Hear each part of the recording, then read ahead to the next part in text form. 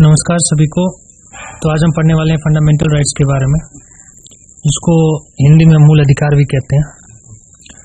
तो जैसे कि फंडामेंटल राइट्स जो हमारे संविधान में, हमारे कॉन्स्टिट्यूशन में पार्ट 3 में यानी भाग 3 में लिया गया है, और ये 12 से लेकर 35 के बीच है। तो इसमें जो टोटल फंडामेंटल राइट्स है अभी वो 6 है। राइट टू इक्वालिटी से हम स्टार्ट करेंगे इसे, जो कि हमारा आर्टिकल 14 to 80 है, जैसे कि आप लोग देख रहे हैं। तो इसमें 14 to 80 में, तो इसमें हमारा जो आर्टिकल 12 और 13 है वो नहीं है, जो कि फंडामेंटल राइट्स के इंट्रोडक्शन की बात करता है। तो उसकी चर्चा हम बाद में करेंगे। अभी हम फिलहाल राइट टू इक्वालिटी आर्टिकल 14 से शुरू करते हैं। तो इसमें जो हमारा पहला आर्टिकल है, जैसे कि एक चीज़ पहले बता दें कि हम पॉइंट वाइज इसमें लिखे हैं। जैसे फॉर एग्जांपल हमारा ए है, पॉइंट बी है, तो आर्टिकल जो ए पॉइंट ए है हमारा आर्टिकल 14 को दिखाएगा, और पॉइंट बी जो है वो हमारा आर्टिकल 15 को। इस प्रकार वो सीरीज 1 by 1 ये हमारा आर्टिकल मेंशन इसमें किया गया है। तो इसको आप लोग समझ लीजिएगा। वैसे मैं बता दूंगा कि कौन सा आर्टिकल है ये। तो चलिए शुरू करते हैं बिना समय गवाए। तो पहला जो हमारा इसमें आर्टिकल है, आर्टिकल 14, वो कहता है इक्वालिटी बिफोर लॉ और the equal protection of the loss. Equality की यहाँ पे बात हो रही है। राइट टू इक्वालिटी में पहला आर्टिकल हमारा आर्टिकल 14, यानी कि कानून के समक्ष सभी बराबर हैं, चाहे वो कितना भी बड़ा व्यक्ति हो देश का या कितना भी छोटा व्यक्ति हो, सभी एक बराबर है कानून के समक्ष। दूसरा जो हमारा आर्टिकल है इसमें prohibits discrimination on grounds religion, race, caste, sex और प्लेस ऑफ बर्थ, यानी कि कोई भी भेदभाव, चाहे वो कोई भी व्यक्ति, कोई भी धर्म का व्यक्ति हो या कोई भी जाति का हो, कोई भी लिंग का हो, या कहीं पे भी जन्म लिया हो, उसके आधार पे भेदभाव नहीं होना चाहिए। मतलब इसको ये रोकने का काम करता है। सभी एक समान है, सभी एक बराबर, ये चीजें हैं। अब आगे जो हमारा नेक्स्ट आर्टिकल है वो बात करता है इक्वालिटी ऑफ अपॉर्चुनिटी की in matters of public employment without facing discrimination. मतलब सभी के लिए समान रोजगार की बात करता है, ये इक्वल अपॉर्चुनिटी की बात करता है, ये चीजें। नेक्स्ट जो हमारा आर्टिकल है that is D, abolishes untouchability, forbids its practice in any form. ये हमारे छुआछूत को ये खत्म करने की बात करता है। नेक्स्ट जो हमारा आर्टिकल है हमारा ये है abolishes of titles to ensure social equality and class hierarchy. तो जैसे कि पहले राजा महाराजा के समय में ये था कि वो टाइटल लगाए जाते थे, जो भी टाइटल लगाए जाते थे, और उसको बाद में भी मतलब कुछ लोग लगाते थे। तो हमारे संविधान में ये रखा गया कि आखिर जो टाइटल्स हैं वो नहीं लगाएंगे, जैसे अपने नाम से पहले कुछ चीज़ों में वो लगाया जाता है, जो कि सरकारी पद जब दिया जाता है या कोई सामान दिया जाता है तो उसमें आप लगा सकते हैं, लेकिन ऐसे आप नहीं लगा सकते हैं। तो ये चीज़ें हैं। तो इसको देखते हुए सरकार ने इस चीज़ को ख़त्म किया, इस पर पाबंदी लगाए। तो ये चीज़ है। तो हमारा ये आर्टिकल इस चीज़ को खत्म करता है, एबोलिशन ऑफ टाइटल्स। उसके बाद नेक्स्ट हमारा जो फंडामेंटल राइट्स है वो राइट टू फ्रीडम है। ये हमारा आर्टिकल 90 to 22 के बीच आता है, यानी 1922 के बीच। और इसमें हमारा जो 19 आर्टिकल है यानी 19वां, वो फ्रीडम ऑफ स्पीच की बात करता है। एक्सप्रेशन, पीसफुल असेंबली, यानी कि आप अपनी बात किसी के सामने रख सकते हैं, उसकी स्वतंत्रता है, आपको एक्सप्रेस कर सकते हैं, या कहीं पर भी आप सभा लगा सकते हैं लेकिन शांति रूप से, मूवमेंट कर सकते हैं, आंदोलन कर सकते हैं लेकिन शांति रूप से। तो ये आपको स्वतंत्रता देता है, ये फंडामेंटल राइट्स। नेक्स्ट जो हमारा है safeguard individual accused of crimes. मतलब अगर कोई व्यक्ति कोई क्राइम किया है तो वो खुद को क्या प्रोटेक्ट कर सकता है। तो ये चीज़ें हैं। उसके बाद नेक्स्ट जो हमारा आर्टिकल है protection of life and personal liberty. मतलब ये किसी के जीवन के रक्षा की बात करता है, जीवन जीने का अधिकार उसकी बात करता है, या व्यक्तिगत स्वतंत्रता की बात करता है। तो ये चीज़ है। अब नेक्स्ट जो हमारा आर्टिकल है safeguard against arbitrary arrest and detention. तो जैसे कि अगर कोई व्यक्ति को हम जबरदस्ती नहीं उठा सकते हैं, ऐसे ही बिना कुछ बोले हुए, मतलब आपको उस समय दिखाना होगा कि हम किस वजह से आपको अरेस्ट कर रहे हैं। तो ये चीज़ें, तो ये आर्टिकल में नेक्स्ट जो हमारा फंडामेंटल राइट्स है that is rights against exploitation, और ये हमारा आर्टिकल 23 और 24 है।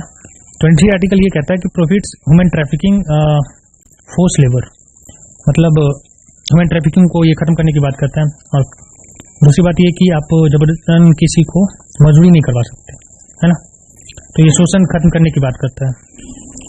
उसके बाद नेक्स्ट जो हमारा आर्टिकल है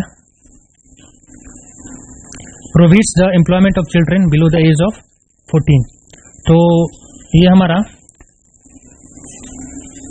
ऐसे बच्चे जो कि 14 साल से कम उम्र के हैं उसको रोजगार के लिए आप मतलब काम नहीं करवा सकते उससे, ये इसको खत्म करने की बात करता है क्योंकि ये एक शोषण जैसा होगा। अगला जो हमारा फंडामेंटल राइट्स है that is right to freedom of religion, जो कि हमारा आर्टिकल 25 to 28 है। और इसमें जो हमारा पहला आर्टिकल है यानी आर्टिकल 25 वो freedom to process practice propagate any religion, इसकी बात करता है कि आप कोई भी धर्म को आप प्रैक्टिस कर सकते हैं, इसकी स्वतंत्रता आपको दी जाती है। अब नेक्स्ट जो हमारा आर्टिकल है that is right to establish manage their on religious institution, मतलब आप कोई भी अपनी धार्मिक संस्था चला सकते हैं, इसकी स्वतंत्रता आपको मिलती है। अब अगला जो हमारा नेक्स्ट आर्टिकल है that prohibits the state from compelling citizen to pay taxes in case of any religious promotion, मतलब कोई भी धार्मिक चीज़ों को बढ़ावा देने के लिए आप सरकार आपको रोकती है कि आप बढ़ावा दें, क्योंकि सभी धर्म आपके समय एक समान है, सरकार इसको एक समान देखती है, तो इसको खत्म करने की बात करती है सरकार, मतलब इसको पाबंदी लगाती है, सीधी सी बात है कि आप किसी एक धर्म को बढ़ावा न दें, इसको रोकती है सरकार। उसके बाद नेक्स्ट जो हमारा आर्टिकल है it protect student from being forced और प्रैक्टिस एनी रिलीजन एक्टिविटीज, मतलब खासकर ये जो छात्र है उसको ये रोकती है कि आप रिलीजियस एक्टिविटीज में पार्टिसिपेट ना करें, तो ये चीज है। अब नेक्स्ट जो हमारा फंडामेंटल राइट्स है that is cultural and educational rights, और ये आर्टिकल हमारा 29 और 30 है। इसमें पहला जो हमारा आर्टिकल 29 है ये बात करता है it protects the interest of minorities safeguarding the distinct language script और कल्चर, जो हमारे माइनॉरिटीज है उनके इंटरेस्ट की ये बात करता है, और खासकर जो उनकी भाषा है उनकी संस्कृति उसको प्रोटेक्ट करने की बात करता है ये आर्टिकल। नेक्स्ट जो हमारा आर्टिकल है that is right of religious linguistic minorities to establish administer educational institutions of their choice, ये जैसे कि राइट्स ऑफ रिलीजियस यानी कि धर्म के अधिकार की बात करता है, और खासकर कोई भी व्यक्ति कोई भी धर्म का हो या कोई भाषा का हो वो अपना एजुकेशन इंस्टीट्यूशन अपने चॉइस से चला सकते हैं, इसकी बात करता है। नेक्स्ट हमारा जो फंडामेंटल राइट्स है that is right to constitutional remedies, और वो आर्टिकल है आर्टिकल 32, और इसमें ये बात करता है, ये जो आर्टिकल है बात क्या करता है it empower citizen to directly petition the supreme court if their fundamental rights are violated, मतलब उसके अगर फंडामेंटल राइट्स यानी कि मूल अधिकार का अगर हनन होता है तो डायरेक्टली सुप्रीम कोर्ट जा सकते हैं। तो ये सिटीजन्स को एक बहुत बड़ा राइट्स है हमारे संविधान में, and this is one of the best कह सकते हैं सिटीजन्स के लिए, और इसे सोल ऑफ द कॉन्स्टिट्यूशन भी कहा गया है, यानी कि संविधान की आत्मा भी कहा गया है इस आर्टिकल को।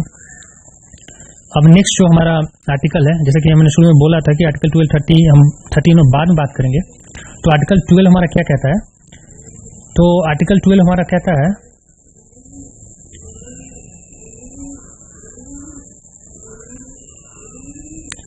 आर्टिकल 12 हमारा क्या कहता है वो उसको हम देख लेते हैं।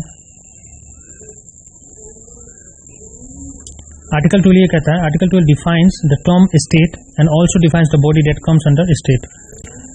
तो आर्टिकल 12 जो हमारा है वो स्टेट को डिफाइन करता है कि हमारा राज्य क्या है, और साथ ही साथ जो इसके अंतर्गत जो भी बॉडी आते हैं उसको डिफाइन करता है। अब नेक्स्ट जो हमारा आर्टिकल है that is article 13, it safeguard citizen fundamental rights by ensuring all law both past and present under article 13।